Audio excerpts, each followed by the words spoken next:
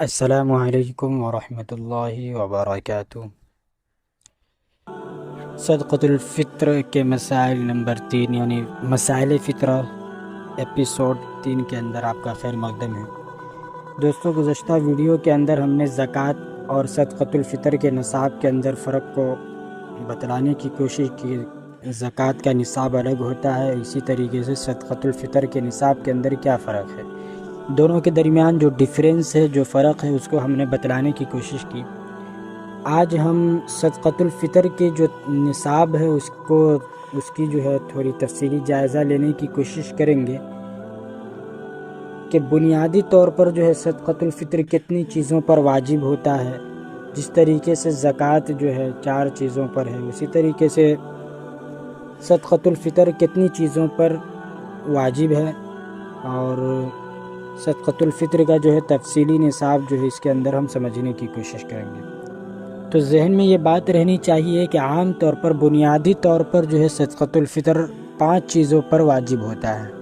Number 1 سونا، number 2 چاندی، number 3 سامان تجارت، اسی طریقے سے رقم کیش ہے، رقم ہو، اماؤنٹ ہو، اسی طریقے سے ضرورت سے زائد سامان۔ یہ جو ضرورت سے زائد سامان ہے یہ زکوٰۃ کے نصاب کے اندر نہیں ہوتا۔ یہی فرق ہے کہ اگر کسی کے پاس اس کے اندر صدقۃ الفطر کے نصاب میں اگر کسی کے پاس سونا نہیں ہے، چاندی نہیں ہے، سامان تجارت نہیں ہے، رقم نہیں ہے، لیکن ضرورت سے زائد سامان اتنا ہے کہ اگر اس کی مالیت کا حساب لگایا جائے تو وہ 52.5 تولہ چاندی یا 7.5 تولہ سونا کی مالیت کو پہنچ جائے تو ایسے شخص پر جو ہے صدقۃ الفطر واجب ہے۔ تو یہ 5 چیزیں جو ہے بنیادی طور پر صدقۃ الفطر کے نصاب کے اندر پایا جاتا ہے۔ اب ان 5 چیزوں کو ہم سامنے رکھتے ہوئے جو اس کی صورت کو، صدقۃ الفطر کی جو صورت ہے، جس صورت میں واجب ہوتا ہے، اس کو سمجھنے کی کوشش کرتے ہیں۔ نمبر 1، جس شخص کے پاس صرف سونا ہو اور نہ چاندی ہو، نہ سامان تجارت ہو، نہ رقم ہو، نہ ضرورت سے زائد سامان ہو، تو ایسی صورت میں سونے کا نصاب 7.5 تولہ، جو سونا اس سے کم ہو تو اس پر صدقۃ الفطر واجب نہیں۔ کہ اگر کسی کے پاس صرف سونا ہے، باقی یہ چاروں چیزیں نہیں ہیں،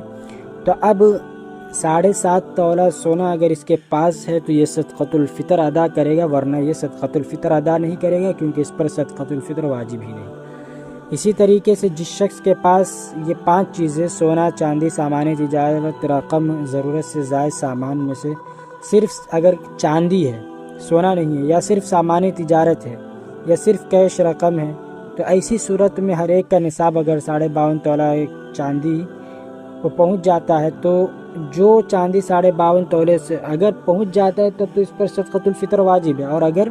نہیں پہنچتا ہے، 52.5 تولہ سے کم ہے، تو اسی طرح جو سامان تجارت یا رقم 52.5 تولہ چاندی قیمت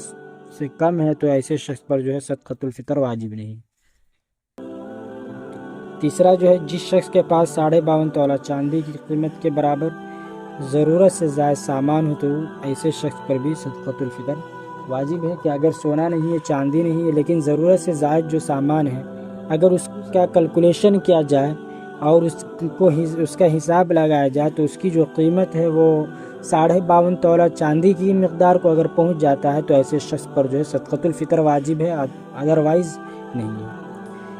نمبر 4 میں کہ جس شخص کے پاس 7.5 تولہ سے کم سونا ہے، لیکن ساتھ ساتھ جو اس کے پاس کچھ چاندی ہے یا کچھ سامان تجارت ہے یا رقم ہے، تو اس صورت میں جو ہے ہم کیا کریں گے کہ سب کا جو ہے مجموعی قیمت کا حساب لگائیں گے کہ اگر یہ 52.5 تولہ چاندی کے مقدار کو پہنچ جاتا ہے، اس کی مالیت کو اگر پہنچ جاتا ہے، تو اس صورت میں جو اس شخص پر صدقۃ الفطر واجب ہو جائے گی، ورنہ نہیں ہوگی، کیونکہ اس کے پاس 7.5 تولہ سے کم سونا ہے اور ساتھ میں تھوڑا رقم بھی ہے یا سامان تجارت ہے یا اسی طریقے سے چاندی بھی کچھ اس کے پاس ہے۔ جب سب کو جمع کر کے اس کا کیلکولیشن کیا جاتا ہے، اس کا حساب لگایا جاتا ہے، تو اس کی جو مالیت ہے، اس کی جو قیمت ہے، 52.5 تولہ چاندی کی قیمت کو پہنچ جاتا ہے، تو اس صورت میں جو اس پر صدقۃ الفطر واجب ہوگی۔ اگر نہیں پہنچتا ہے 52.5 تولہ چاندی کی قیمت کو، تو صدقۃ الفطر جو ہے واجب نہیں ہوگی۔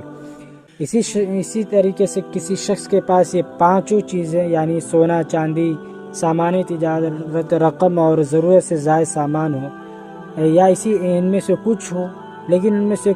कोई भी चीज़ अपने निसाब तक अगर नहीं पहुंचती है, यानी 52.5 तोला नहीं पहुंचता है, 7.5 तोला सोना नहीं पहुंचता है, तो इस सूरत में इन तमाम के मजमूई कीमत को मिलाकर जो हिसाब लगाया जाएगा, और अगर इनकी मजमूई कीमत 52.5 तोला चांदी तक पहुंच जाती है, तो इस सूरत में जो है ऐसे शख्स पर सदक़तुल फ़ितर वाजिब है, वरना नहीं होगा। नंबर 6 में जो हम मसला ज़िक्र कर रहे हैं वो ये है कि जिस शख्स के पास, कोई ऐसा शख्स है कि कुछ सोना है, कुछ रकम है और साथ में ज़रूरत से ज़्यादा सामान भी है, और इनकी मजमूई कीमत, इसकी जो पूरी कीमत 52.5 तोला चांदी तक पहुंचती है, तो इस पर जो है सदक़तुल फ़ितर जो है वाजिब हो जाएगी। तो ये जो है सदक़तुल फ़ितर का तफसीली निसाब हुआ कि बुनियादी तौर पर सदक़तुल फ़ितर का जो निसाब है वो 5 चीज़ों पर वाजिब होता है। अगर सोना है, चांदी है, सामान तिजारत है, रकम है, ज़रूरत से ज़ायद सामान। तो अगर किसी के पास पूरा 7.5 तोला सोना है तो सदक़तुल फ़ितर वाजिब है, या 52.5 तोला चांदी है तो उस पर भी सदक़तुल फ़ितर वाजिब है, या थोड़ा थोड़ा, यानी इन चारों पाँचों की में हर चीज़ थोड़ा थोड़ा है, तो सबका जो है मजमूई कीमत और सबको जमा करके कैलकुलेट किया जाएगा, कैलकुलेशन होगा। उसके बाद अगर इसकी मालियत 52.5 तोला चांदी की कीमत के बकदर पहुंच जाता है, यानी जो दाम मार्केट के अंदर 52.5 तोला चांदी का है, वही अगर इतना माल इसके पास अगर हो जाता है, तो ऐसे शख्स पर जो है सदक़तुल फ़ितर वाजिब है, वरना दूसरी सूरत में ऐसे शख्स पर सदक़तुल फ़ितर जो है वाजिब नहीं। अब जो दूसरा मसाला है कि सदक़तुल फ़ितर कब वाजिब होता है, तो ये बात जहन में रहनी चाहिए कि सदक़तुल फ़ितर जो है ईद उल फ़ितर के दिन सुबह सादिक के वक्त जो है वाजिब होता है। जब सुबह सादिक होता है उस वक्त जो है वाजिब होता है। उससे पहले अगर कोई मर गया या कुछ हो गया तो ऐसे शख्स पर जो है सदक़तुल फ़ितर वाजिब नहीं होता। इसलिए सदक़तुल फ़ितर वाजिब होने के लिए ज़रूरी है कि वो शख्स जो है ईद उल फ़ितर के सुबह सादिक के वक्त जो है निसाब का मालिक हो। अगर उससे पहले कोई गरीब हो गया तो ऐसे शख्स पर भी जो है सदक़तुल फ़ितर वाजिब नहीं।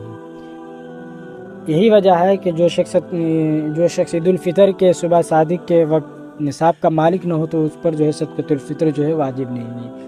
उससे पहले अगर था लेकिन उस वक्त आयन वक्त में वो निसाब का मालिक नहीं है, तो ऐसे शख्स पर जो है सदक़तुल फ़ितर वाजिब नहीं होगा।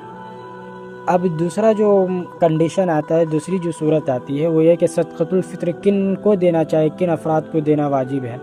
तो नंबर 1, जो शख्स साहिब निसाब उस पर अपना सदक़तुल फ़ितर जो है वाजिब है, और अपनी नाबालिग औलाद का भी है सदक़तुल फ़ितर जो है ये शख्स अदा करेगा। इसके अलावा उसके ज़िम्मे अपनी बीवी, बालिग औलाद या वालिदैन का जो है सदक़तुल फ़ितर लाजिम नहीं, क्योंकि सब अपना अपना सदक़तुल फ़ितर देगा।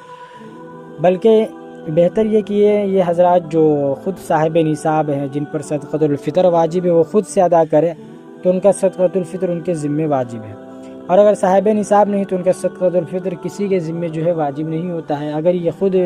साहिब निसाब है तो ये ख़ुद अदा करें, लेकिन अगर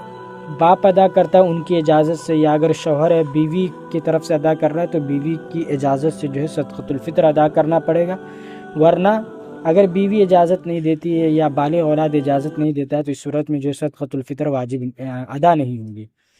इसी तरीके से नाबालिग बच्चा या बच्ची अगर ख़ुद साहिब निसाब है तो उनके ज़िम्मे सदक़तुल फ़ितर वाजिब तो है, और ये सदक़तुल फ़ितर उन्हीं के माल से। ये तो अभी पहले जो मसाला बयान किया वो बालिग के सिलसिले में था, लेकिन अगर कोई ऐसा है जो नाबालिग है लेकिन वो भी मालदार है, साहिब निसाब है, तो उनके ज़िम्मे भी जो है सदक़तुल फ़ितर वाजिब हो जाता है। लेकिन ये उनके सरपरस्त जो है उनके माल से जो है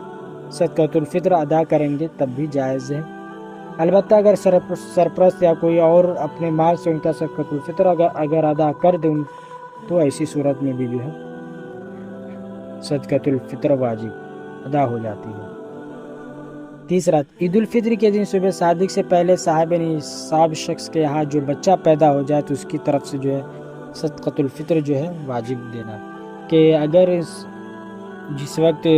सुबह सादिक के वक्त अगर कोई बच्चा पैदा होता है या جو صاحب نصاب ہے ان کے ہاں بچہ پیدا ہوا تو اب اس کا جو ہے صدقۃ الفطر ادا کرنا پڑے گا، اور جو بچہ صبح صادق کے بعد پیدا ہو تو اس کی طرف سے جو ہے صدقۃ الفطر جو ہے واجب نہیں ہوگی۔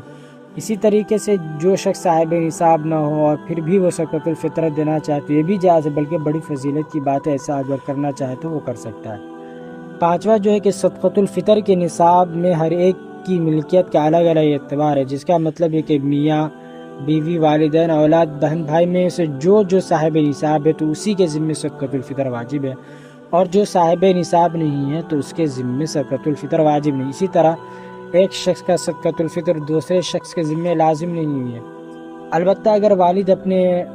بالغ اولاد کی طرف سے یا شوہر اپنی بیوی کی طرف سے یا کوئی اور شخص کسی دوسرے شخص کی طرف سے اس کی اجازت سے اگر صدقۃ الفطر ادا کرنا چاہے تو ایسا کرنا جائز ہے، وہ کر سکتا ہے۔ تو یہ جو ہے صدقۃ الفطر کن افراد کو دینا واجب ہے اور کس طریقے سے دینی چاہیے، اور صدقۃ الفطر کب واجب ہوتا ہے، ان تمام چیزوں کو جو اس کے اندر ہم نے کور کرنے کی کوشش کی ہے۔ پھر آگے ہم صدقۃ الفطر کن کن چیزوں سے کتنا ادا کیا جائے اس کو جو ہے حدیث کی روشنی میں اور تفصیلی اس کے اوزان کیا ہے، اس کی مقدار کیا ہے، اس کا کیلکولیشن کس طریقے سے کیا جائے، اس کو ہم